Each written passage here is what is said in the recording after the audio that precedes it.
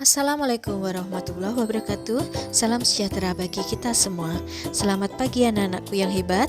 Bertemu lagi dengan Bu Nana pada pembelajaran bahasa Indonesia. Pembelajaran kali ini kita akan membahas tentang struktur teks deskripsi. Struktur teks deskripsi terbagi menjadi 3 bagian, yaitu identifikasi, deskripsi bagian, dan simpulan atau kesan. Baik, kita uraikan satu persatu bagiannya. Yang pertama ada identifikasi atau gambaran umum.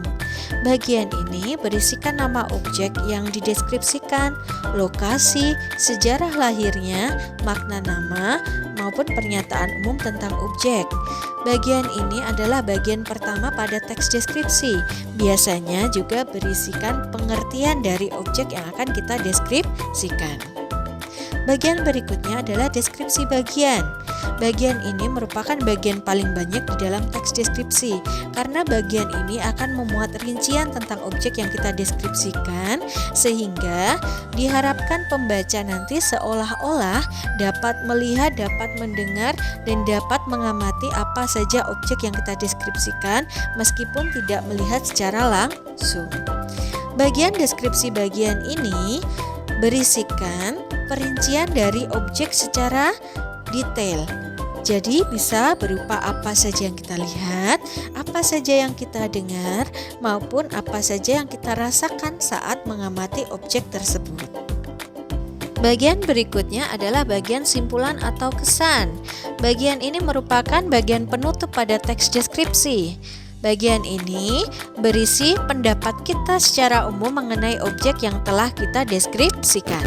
Ingat, sebuah teks deskripsi yang baik itu harus memuat struktur yang urut dan juga lengkap.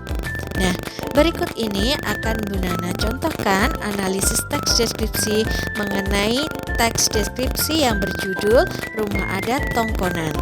Baik, silakan disimak. Kalian perhatikan paragraf pertama pada bagian deskripsi ini merupakan struktur identifikasi. Jika kalian perhatikan, bagian-bagian yang Bu Nana beri tanda ini merupakan kata kunci. Tongkonan adalah rumah adat masyarakat Toraja. Tongkonan berasal dari kata tongkon yang artinya duduk bersama-sama. Rumah adat ini merupakan salah satu ikon suku Toraja selain upacara pemakamannya. Nah, dari kalimat-kalimat tersebut kita akan memperoleh suatu pernyataan umum, pengertian, definisi dari objek yang akan kita deskripsikan. Baik, selanjutnya bagian kedua. Nah, kalau kalian perhatikan bagian ini lebih banyak porsinya dibandingkan bagian yang pertama, karena bagian ini merupakan bagian deskripsi bagian.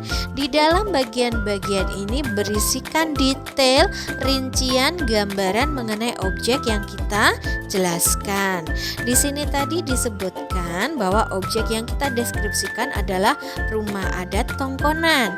Nah, kalau kalian perhatikan kalimat-kalimat yang Bu Nana tandai ini merupakan ciri-ciri khas dari rumah adat tersebut. Rumah adat ini terbuat dari kayu yang bagus dan dihias dengan apik. Bangunan bermotif garis-garis lengkung yang harmonis.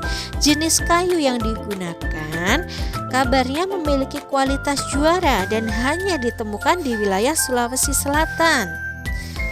Bagian atapnya dihias dengan tanduk kerbau. Atap rumah Tongkonan melengkung menyerupai perahu terdiri dari susunan bambu. Dari bagian ini kita akan memperoleh gambaran seperti apa bentuk, bahan, atap, dan juga detail-detail mengenai rumah Tongkonan. Nah, ini disebut dengan bagian deskripsi bagian pada teks deskripsi. Berikutnya, bagian terakhir ini merupakan bagian simpulan.